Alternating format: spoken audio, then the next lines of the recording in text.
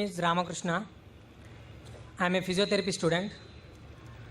My question is, what is the need of Allah to create Adam and Eve and this total universe? What he will get from this?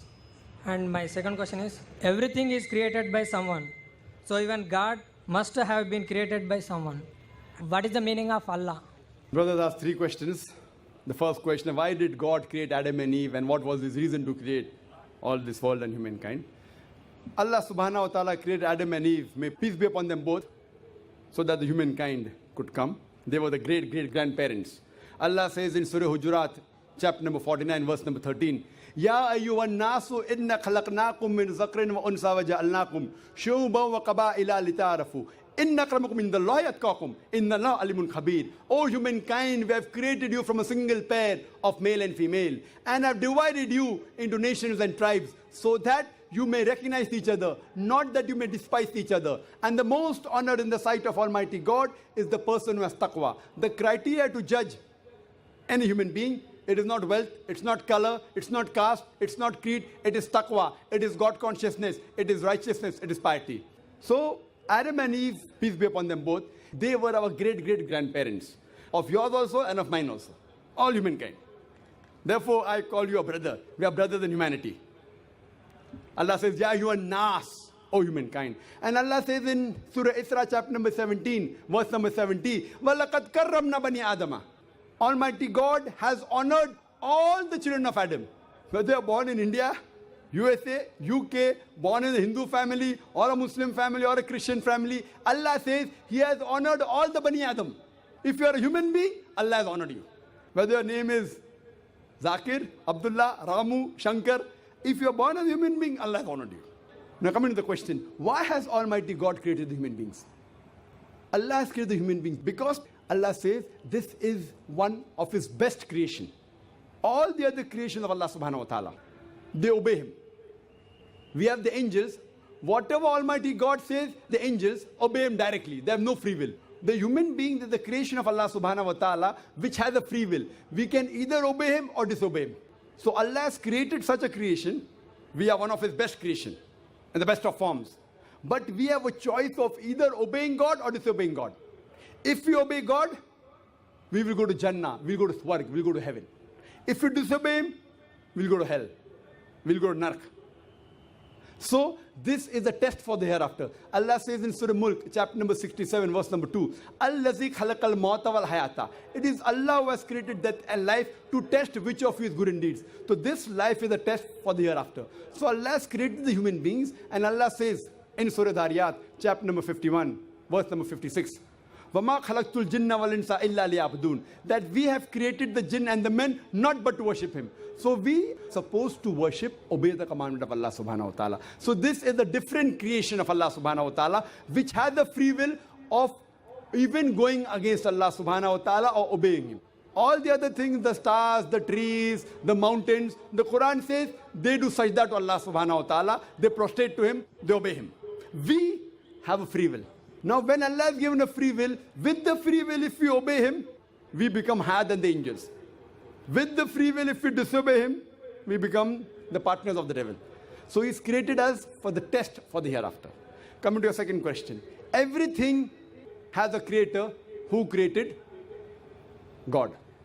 If anyone says everything has a creator, it is a wrong statement. Every created thing has a creator. The definition of God is He is uncreated. The moment you say who created God, He's not God. The definition of God is He is uncreated. Suppose a person comes and asks you, that brother, my friend John, he was admitted in the hospital. He gave birth to a child. Can you guess, was it a girl or a boy? Can you guess? Try it out. Guess? Can't guess. Why? Can you on the microphone? Can you guess, was it a girl or a boy? Huh? See, brother John, he was admitted in the hospital. He gave birth to a child. Was it a girl or a boy? Can you guess? A 50% chance? Girl or boy? People are laughing. Why? Can you guess? Can't guess. Why? Even if you guess, can you get the answer right? Achha, can you guess? I'll give you two chances. Was it a girl or a boy? Try it out. Girl. Brother, can a man give birth to a child? There you made a mistake. Same way you made a mistake by asking who created God. A man cannot give birth to a child. So where's the question of it being girl or a boy? See, now you understood. Now that's good, brother. So it was a man cannot give birth to a child. So where's the question of a girl or a boy? So when you're asking who created God, God by definition, Allah by definition is uncreated. The moment you say who created Allah, He's not Allah. Walam yakul lahu kufuwan ahad. There's nothing like Him. Coming to your last part of the question. Who is Allah? Who is Allah? The best definition I can give you is quote to you Surah Ikhlas. Chapter number 112, verse number 1 to 4. It's mentioned in the Quran. Kul hu Allahu ahad. Say He's Allah one and only. Allahu samad. Allah the absolute eternal. Lam yalid wa lam yulad. He begets not nor is he begotten. Walam yakul lahu kufuwan ahad. There's nothing like Him. This is a four-line definition of Allah subhanahu wa ta'ala.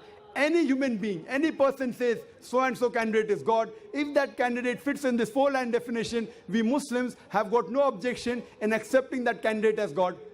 Four-line definition. This is the litmus test for theology, for the study of God. First is Qul huwallahu ahad. Say He's Allah one and only. Allahu samad. Allah the absolute eternal.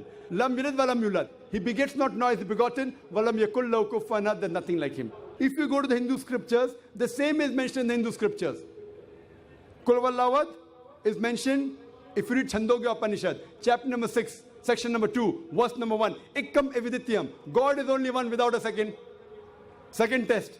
Allahu samad. Allah the absolute eternal. Bhagavad Gita chapter number 10, verse number 3 says, I am known as the Lord of all the worlds, the unbegotten, the beginningless.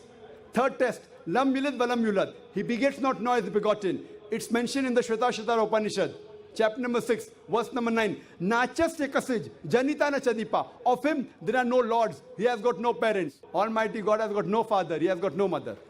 And walam yakul lahu kufuwan ahad. There's nothing like Him is mentioned in Shvetasvatara Upanishad, chapter number 4, verse number 19. And Yajurved, chapter number 32, verse number 3, where it says, Na tasya pratima asti. Of that God, there is no pratima, there is no idol, there is no image, there is no photograph, there is no sculpture. Who says that? Yajurved, chapter number 32, verse number 3. Same as, Walam yakul lahu kufuwan ahad. So any person saying so and so candidate is God, if that candidate fits in this four-line definition, we Muslims have got no objection in accepting that candidate as God. For example, some people say, Bhagwan Rajneesh is Almighty God. Once during question answer time, a Hindu told me, we don't believe Bhagwan Rajneesh to be God. I never said that the Hindus believe Bhagwan Rajneesh is God. I said some people believe Bhagwan Rajneesh to be God. Let us put this Rajneesh to test. First test is, Qul huwallahu ahad. Say He's Allah one and only. Was Rajneesh one and only? Was he the only man who claimed divinity? There are hundreds of them. And in this country, we have thousands of men who have claimed divinity. He's not the only one. But Rajneesh Bhaksi said, no, he's unique. Let's go to the next test. Allahu samad. Allah the absolute eternal. Was Rajneesh absolute eternal? We know from his biography, from his autobiography, he was suffering from asthma, from diabetes, from chronic backache. Imagine Almighty God suffering from asthma, diabetes, chronic backache. Third test. Lam yalid wa lam yulad. He begets not nor is begotten. Bhagwan Rajneesh was born in Madhya Pradesh. He had a father and mother. In 1981, he goes to America, USA, and he takes thousands of Americans for a ride. In the state of Oregon, he starts his center and calls it as Rajneeshpuram, his village. Later on, the American government arrests him and put him behind bar. Rajneesh says, the American government slow poisoned me. Imagine Almighty God being slow poisoned. In 1985, the American government kicked him out of the country. He comes back to India in the same city, Pune, and he goes back to his center, which is now called as Osho Commune. And if you go to the Samadhi of Rajneesh, it is mentioned there on the Samadhi, Bhagwan Rajneesh, Osho, never born, never died, but visited the earth from the 11th of December 1931 to the 19th of January 1990. Never born, never died, but visited the earth from the 11th of December 1931 to the 19th of January 1990. They forgot to mention in Samadhi, he was not given visas to 21 countries of the world. Almighty God coming in this world to visit the world and requires visas to go to different countries. And the Archbishop of Greece said, if you don't remove Rajneesh out of this country, we'll burn his house and the house of his disciples. And the last test, Walam yakul lahu kufuwan ahad, is so stringent that no one besides the true Almighty God can pass. The moment you can compare God to anything, he is not God. Walam yakul lahu kufuwan ahad. We know Rajneesh, like the human beings, had a beard, one nose, two eyes, 2 ears, 2 hands. The moment you can compare God to anything in this world, he is not God. Walam yakul lahu kufuwan ahad. If someone says Almighty God is 1,000 times stronger than Arnold Schwarzenegger. Might have heard the name of Arnold Schwarzenegger? Have you heard Arnold Schwarzenegger?